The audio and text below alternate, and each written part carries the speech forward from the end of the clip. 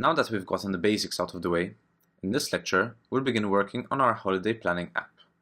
We'll be keeping the functionality of the app quite simple, but as you'll see, even a simple app requires a lot of testing. So let's start by allowing the user to add places they'd like to visit to a list by adding new functions to our controller. The first thing we'll need is a list of destinations. So let's start by adding scope.destinations is equal to an empty array. Next, we'll need an object to store each new destination before it's added. Destination is equal to an object, and let's say each destination should have at least a city and a country.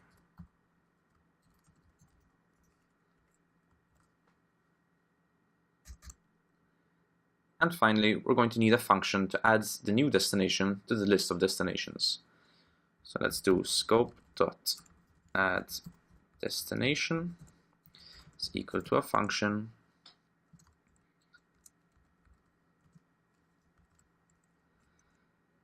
and in this function all we'll need to do is scope.destinations.push and in here we'll pass a new object with the value specified in new destination. So the new object city is scope.newDestination.city and the new object's country is equal to scope.newDestination.country. The reason I'm not passing in the new destination object directly is because I don't want the user to be able to edit the input fields and see the destination in the list change as well. Okay, so this should do it for our JavaScript code. Save, and let's move on to the HTML. Now before we start, let's just make this a bit more semantic. So let's put this in a header and an h1 tag.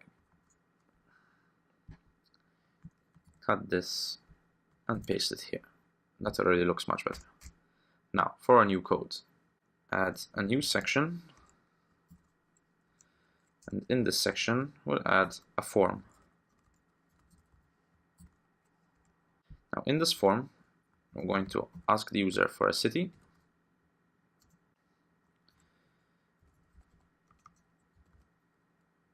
input name is equal to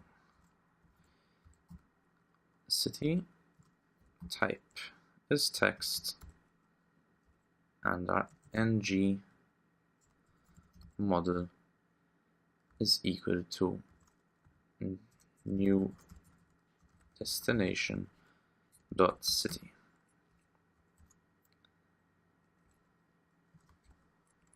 And we'll also need to ask for the country. So let's do the same thing. Input name is equal to country. The type is text, and ng model points to new destination dot country.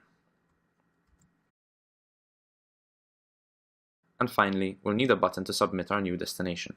So another input, this time of type submit, and the value is add. And before we forget, let's add the ng-submit function on the form. So ng-submit should call the add destination function.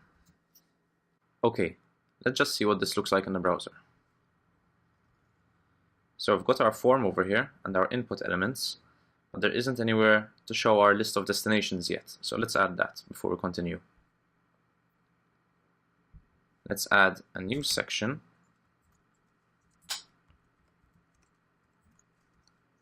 and add another title this time an h2 tag, and let's call it your trip. Now in here, we're going to need a div with an ng repeat on it. And we'll say for each destination in destinations, we need to show the following. So we'll do a span, and in the span we want the city of the destination to show and the country of the destination.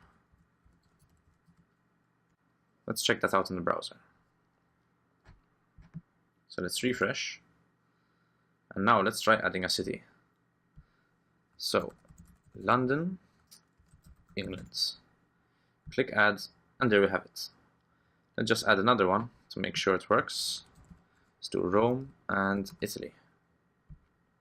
Great, so our app seems to be working. Now let's test it to make sure that we'll never break it in the future. Open up our unit spec file,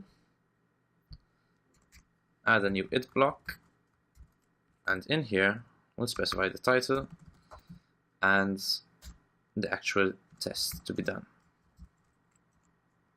So for this test, the controller should add 2 destinations to the destinations list.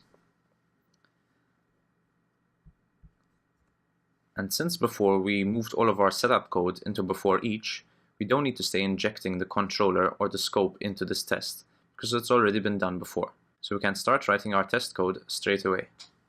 The first thing we'll need to do is check that the destination list is empty when the controller is initialized. So let's start by writing expect scope.destinations.to be defined. But we also expect scope.destinations.length to be 0 at first. Now let's create a new destination object in the scope.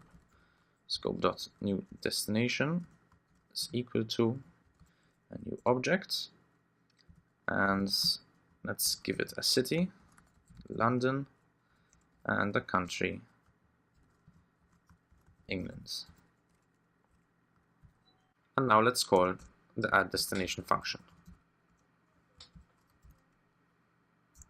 So if the function is working as it should, we expect that the destination list now contains a new destination with city London and country England. So let's write a test for that. So we expect that scope.destinations.length is now 1. We also expect scope.destinations at 0.city to be London. And we expect scope.destinations 0.country to be England. So let's try running our test at this point. Karma starts app.js test karma config. So far so good. Let's add another destination and see if the test still works. So let's change the scope.newDestinationCity to be Frankfurt, and change the country to be Germany. Now let's add the destination again. And let's just copy paste the previous tests and just change the expectations. So now we expect the length to be 2. We expect destinations at 1 to be Frankfurt and the country to be Germany. Save, and let's check our test. So Karma noticed that we updated our test and it still passed. Great. Now the reason that I wanted to test adding 2 destinations and not just 1 was to make sure that the second destination is being added to the end of the array and not just replacing the first one.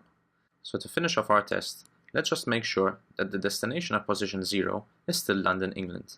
So all you need to do is copy and paste this again and add it to the end of our test. And if we save and head on back over to Karma, our test should still be passing. Great.